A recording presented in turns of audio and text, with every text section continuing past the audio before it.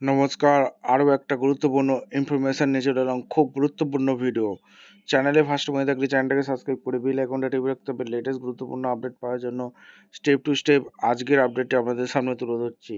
মুখ্যমন্ত্রী একটা বড় ঘোষণা করেছে, বড় ঘোষণা হলো ভাতা বৃদ্ধি করেছে। ভাতা বৃদ্ধি করেছে, কাদের ভাতা বৃদ্ধি করেছে বলে দেবো। 2,000 টাকা ভাতা বাড়িয়ে 2,000 টাকা করা হয়েছে, ঠিক আছে। কত টাকা ভাতা বৃদ্ধি হয়েছে বলে দেবো। প্রতীক্ষার আজ অবসান হলো, 2,000 টাকা করা হয়ে গেল, ভাতা বৃদ্ধি হলো। কাদের ভাতা বৃদ্ধি হলো সমস্ত কিছু এই প্রতিবেদনেই বলে দেবো। তার জন্য ভিডিওটা মনোযোগ দিয়ে দেখতে হবে, জানতে হবে, বুঝতে হবে, এবং আমাদের চ্যানেলে ফার্স্ট টাইম থাকলে চ্যানেলটাকে সাবস্ক্রাইব করে বেল আইকনটা টিপে রাখতে হবে লেটেস্ট গুরুত্বপূর্ণ আপডেট পাওয়ার জন্য। স্টেপ টু স্টেপ আজকের আপডেটটি আপনাদের সামনে তুলে ধরছি। আচ্ছা, এদিকে বলছে ঘোষণার মুখে নাটকীয় পোস্ট, বকেয়া ডে মিলবে মার্চ থেকেই। পুরোহিত ও মুয়াজ্জিনদের ভাতা বৃদ্ধি হলো 500 টাকা। রাজ্যের ভোট ঘোষণার কথা ছিল রবিবার বিকেল 4টে।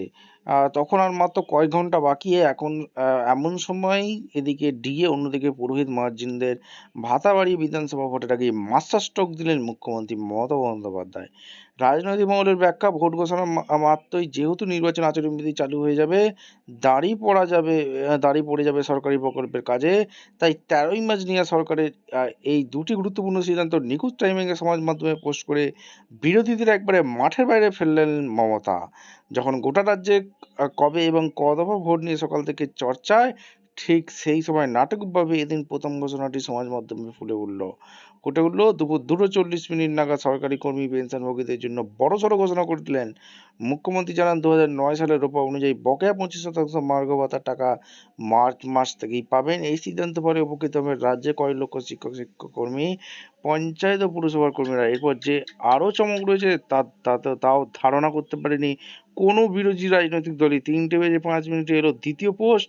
এবার মুখ্যমন্ত্রী ঘোষণা করলেন পুরোহিত মুয়াজ্জিনদের মাসিক ভাতার পরিমাণ 500 টাকা বৃদ্ধি করা হয়েছে। এর ফলে এখন থেকে তারা প্রতি মাসে 2,000 টাকা করে সাম্মানিক ভাতা পাবে। রাজনৈতিক প্রশাসনিক মহলের মতে, জোড়া সিদ্ধান্তে বিধানসভা ভোটে ঘোষণার দিনেই বিরোধীদের প্রচারের পাল থেকে হাওয়া পুরোপুরি কেড়ে নিলেন মুখ্যমন্ত্রী। তৃণমূল যে সমাজের সর্বস্তরের মানুষের পাশে রয়েছে, সেই রাজনৈতিক বার্তা দেওয়ার পাশাপাশি ডিএ দিয়ে জল ঢেলে দিলেন সরকারি কর্মচারীদের ক্ষোভ। এছাড়া আর কি বলছে, এদিন পোস্টে মুখ্যমন্ত্রী লিখেন, আমাদের রাজ্যে প্রতিটি ধর্ম ঐক্যকে সমান গুরুত্ব দেওয়া হয়। বাংলা সমৃদ্ধ আধ্যাত্মিক ঐক্যকে যারা রক্ষা করে চলেছেন, তাদের প্রাপ্য স্বীকৃতি সহজে নিশ্চয়ই করা আমাদের লক্ষ্য। কেবল ভাতা বৃদ্ধি নয়, নতুন আবেদনকারীদের জন্য খুশির খবর দিয়েছেন মুখ্যমন্ত্রী। জানিয়েছে, রাজ্যের যে সমস্ত পুরোহিত মুয়াজ্জিন এই সাম্মানিক ভাতার জন্য নতুন করে যথাযথভাবে আবেদন জমা দিয়েছিলেন, রাজ্য সরকার সেই সমস্ত আবেদন মঞ্জুর করেছে। এর ফলে আরও বহু মানুষ সরকারি সহায়তার আওতায় চলে আসলেন।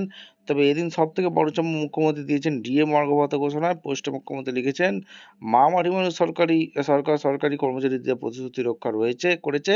নবান্ন সূত্রে খবর, অর্থ দপ্তর ইতিমধ্যেই বকেয়া মহার্ঘ ভাতা মেটানোর পদ্ধতি নিয়ে বিজ্ঞপ্তি জারি করেছে। সেই নির্দেশিকা মেনে 2026 সালের মার্চ মাস থেকে ধাপে ধাপে বকেয়া টাকা সংশ্লিষ্ট কর্মীদের অ্যাকাউন্টে ঢোকা শুরু করবে। মুখ্যমন্ত্রী পোস্টে লেখেন, আমাদের সরকার সবসময় কর্মীদের স্বার্থের কথা ভেবে কাজ করে। দীর্ঘ আইনি প্রশাসনিক জটিলতা কাটিয়ে আমরা আজ এই খুশির খবর দিতে পেরেছি। মুখ্যমন্ত্রীর নির্দেশ মতো এদিনের মধ্যেই যুবসাথী 1,500 টাকা 54 লক্ষ যুবক যুবতীদের অ্যাকাউন্টে পৌঁছে দেওয়ার জন্য তোড়জোড় চলছিল নবান্নে। তার মধ্যে মুখ্যমন্ত্রীর ঘোষণা মতো ডিএ এবং ভাতা দেওয়ার ঘোষণা মতো কাজও শুরু হয়ে যায়।